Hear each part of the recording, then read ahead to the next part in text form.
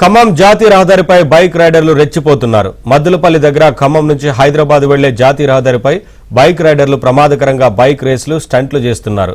ఒకరికొకరు పోటీలు పెట్టుకుంటూ బైక్లను గాల్లో లేపుతూ ప్రమాదకర ఫీట్లు చేస్తుంటే తోటి వాహనదారులు హడలిపోతున్నారు. బైక్ రైడర్ల విన్యాసాలు సోషల్ మీడియాలో వైరల్గా మారాయి. బైక్ రేసులు చేసే వారిపై పోలీసులు నిఘా పెట్టి కఠిన చర్యలు తీసుకోవాలని వాహనదారులు కోరుతున్నారు.